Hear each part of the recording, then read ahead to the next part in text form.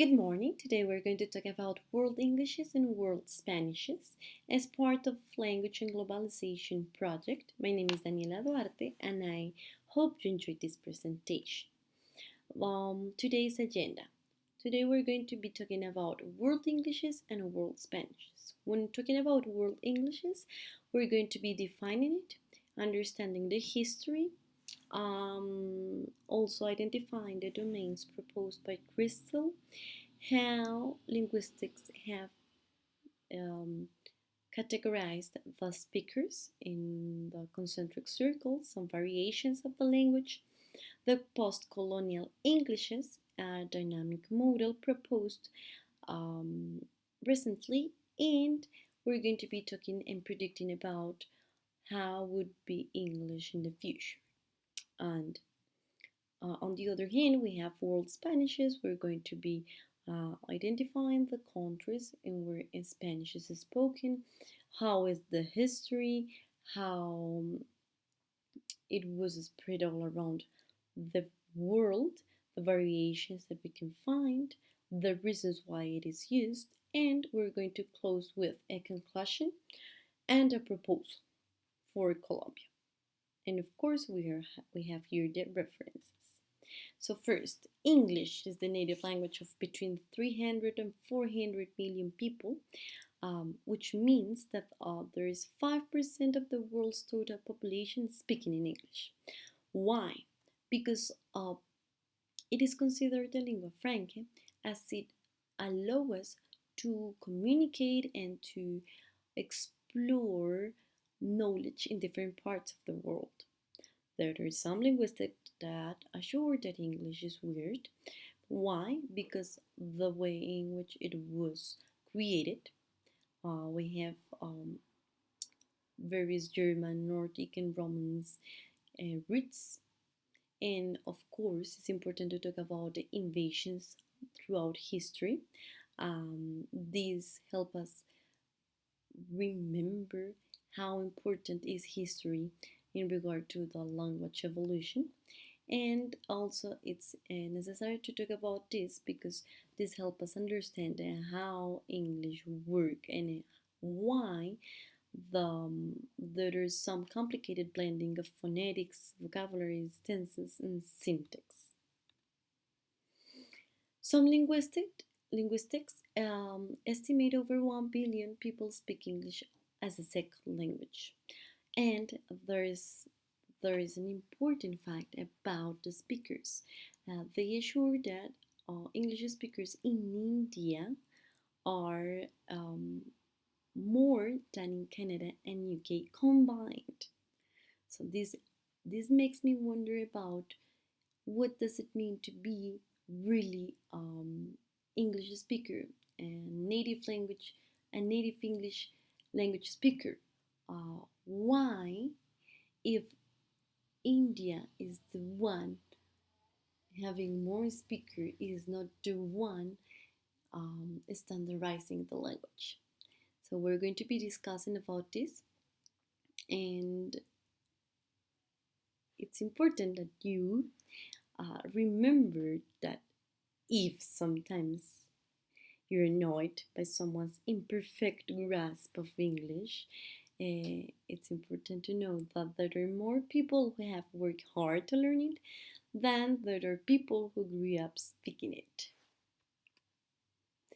What does it mean, the world English? There are three perspectives that will help us to understand what is it. An umbrella level, an outer circle, and a pre-centric approach. The first one contain all the varieties of English worldwide and the different approaches used to describe and analyze them. The outer circle, which is part of a theory that I will be explaining next, contains new Englishes in Africa and Asia and the Caribbean. And the pre-centric approach, which is similar to the previous one, is focused on the nativized, indigenized, institutionalized, and new Englishes. Or is the use of English as a second language, not a foreign language, not the first language, but the second language. Well, It's important first to understand the origins of English. For doing so, it's important to know that there is a division among the eras. So we have Old English, Middle English, and Modern English. The Old English began in the 5th century, the Middle English in 11th, 12th century, and the Modern English began in the 16th century and goes until nowadays. If we understand this and we understand how colonization process, wars in history influence the language, we will understand better how it is structured. So everything began with the Celts. This is the first language that we know. Then the Romans invaded and introduced Latin. And finally we have Anglo-Saxon. They they help us to build up what we know today as English. And the Vikings came from the Scandinavia and invaded Britain. Then we have the Normans, and they come from France. What this means that there are some French roots in the creation of English, and uh, in the Middle English, as I was telling, there was gradually took over again from the early French. Yep, and we have an important event that is the printing press. With the introduction of the printing press, an interest arose in having a standardized English. And we had the first traduction in English with the Bible. Then we have invading words, um, which were words from Latin and Greek that um, made up the English and help the language to have a form. Also, Shakespeare introduced many words that are used nowadays and that help to enrich the language. And then we have the modern English, that is the one that we are talking today, and that it's affected, that it have been affected by immigration and historical happenings. The big question is, what about the future? What we just know is that technology will influence the future of English. Okay, what is the world English? A language becomes a world language for one reason only: the power of the people who speak it.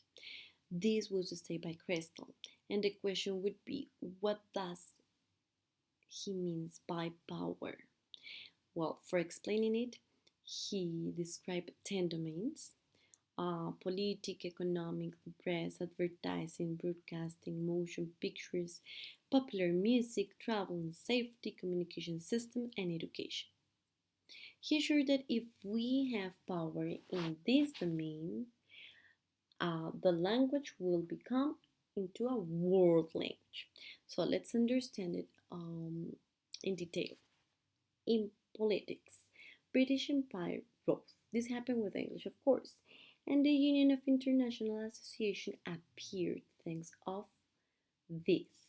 Of course, it was in English.